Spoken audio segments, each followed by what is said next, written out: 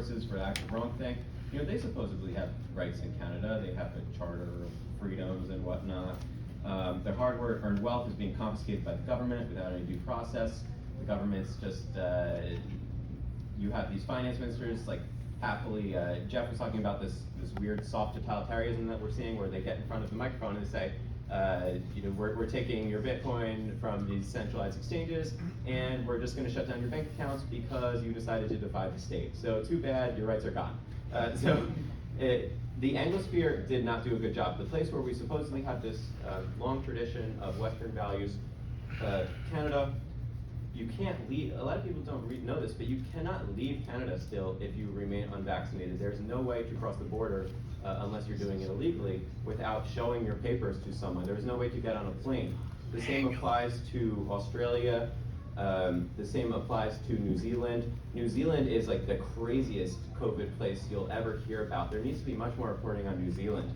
For 2 years now, New Zealand has basically been under what amounts to a self-siege. The democratically elected parliament will not let anyone leave the country, even if you're vaccinated or unvaccinated. They are going to open up a travel bubble to Australia. And what I find fascinating is that there was just a news report the other day that Jacinda Ardern, the Prime Minister, is set to deliver Harvard's commencement. And they're talking about how she's like this human rights hero and everything. And it's like, I guess they know what's going on in New Zealand, but it seems that like the Ivy League class, the ruling class, the totalitarian statists, they embrace this. And a lot of the struggle through my reporting is this weaponization of terminology. I don't know if you've seen it in these news reports that it's like so Orwellian what's happening throughout the world today that it's just amazing to see Jacinda Ardern's going to give this speech about human rights, compassion, while New Zealanders will not be able to leave the country if they are unvaccinated. It's just crazy to me.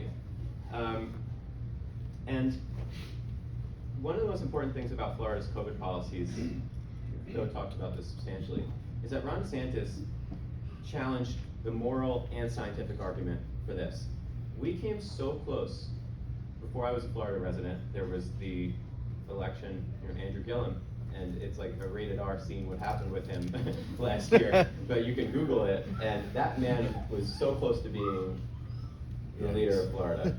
And I just think sometimes there are people in the right places in time, and Ron DeSantis was absolutely one of those people who was so important to saving Florida from this crazy lockdown regime. So at the beginning of this lockdown regime, we had this White House COVID task force under President Trump, unfortunately, and Deborah Birx, the White House COVID task force coordinator, was going around the country telling Republican governors specifically that they must lock down or everyone is going to die.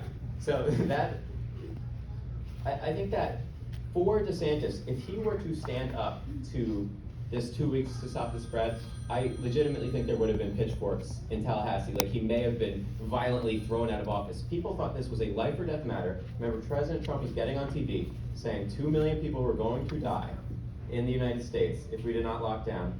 And Ron DeSantis, I think he admits it. Unfortunately, he decided to accommodate the crazy people running the White House COVID task force. I was one of the early people speaking out against this stuff, but if you go back in time to March of 2020, we were so outnumbered to the point where, like, I had like conservatives that were supposedly my friends calling me like a bioterrorist for arguing against the lockdowns. Like, oh, how dare you? But it was unreal. And you have to remember the pressure that DeSantis was under. And he unfortunately accommodated it, but he was really one of the first after Georgia to reopen. And yes, we had Kristi Noem, we had Brian Kemp in Georgia, and they're to be applauded. But what separates Noem, Kemp, and some others is that DeSantis was so out in front of this, and he was unapologetic in his defense of our freedoms. I think what Kemp was very concerned with his political stature. You had, he wasn't really on great terms with Donald Trump. Noem, there wasn't enough of a dense population for South, it's not her fault, but South Dakota, you can't set a national example when you have such a small state and it's so widely, so minimally populated. So DeSantis took it upon himself to be essentially, I think, the face for freedom in the United States. He brought in, just recently, Dr. Joseph Ladapo, who's now the Surgeon General from UCLA, and I think there's a group of physicians especially who are to be absolutely applauded. They had such small numbers and they've been so maligned and defamed by the media who continue to speak out, and Ladapo is one of those, and I think Florida is in such good hands with him. I personally met with some of DeSantis' people a few weeks ago, and it was an off-the-record meeting, but I'm just so impressed by them, and I just have to say to the super pro-liberty crowd that DeSantis is absolutely your ally in this fight. He is not. I think that all politicians are kind of pursuing their own power interests, but he sees the liberty movement absolutely as an ally. So when DeSantis was fighting this fight, there was a lot of fence sitters. These are people that are like kind of very politically motivated. They will do anything to, I learned a lot about this in DC. You had guys like Doug Ducey in Arizona, the Republican governor, you had Greg Abbott in Texas, and they were just kind of seeing where the polls were.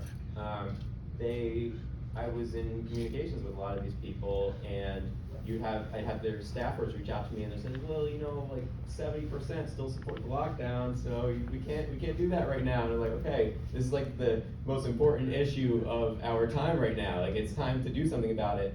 And they would not move. DeSantis was the only one in town who was willing to get in front of a microphone and say, this is why I am supporting human freedom. It made so much of a difference for the fence sitter crowd that they were enabled to restore freedoms, and those freedoms should never have been taken away, but he gave them the opportunity. When you looked at the Florida example, when you looked at the data, and the data said that there was no difference between what was going on in Florida without lockdowns, without mask mandates, I mean, besides like Miami and stuff like that, but the data in Florida, you had some liberal Democrat propagandists that were saying that DeSantis was fudging the numbers, but there was no proof of that. He provided an undeniable reality, and I think he allowed for people to come out of this crazy lockdown regime.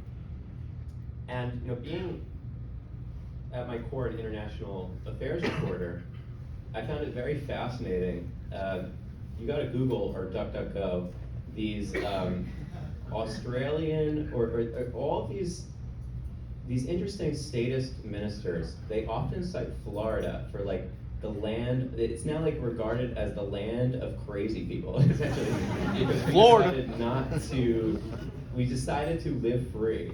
So I think it was even Ardern in a recent press conference. She said it was the natives were protesting in front of Parliament. And she said, "Oh, these are like Trumpers, Floridians, and truckers."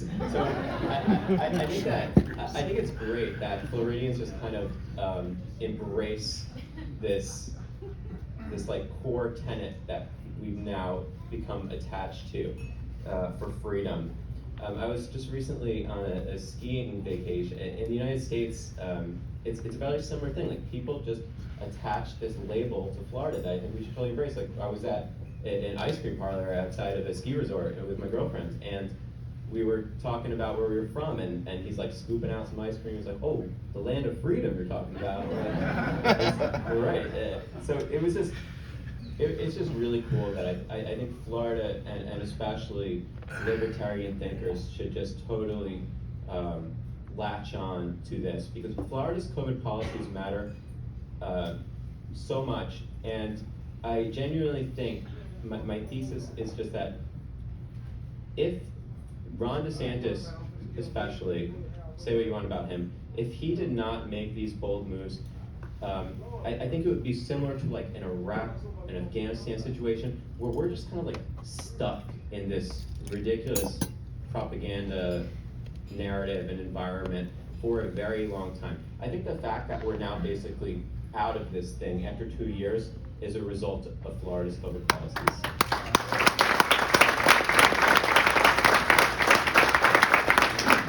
And I think I gotta wrap up, so I'll be happy to take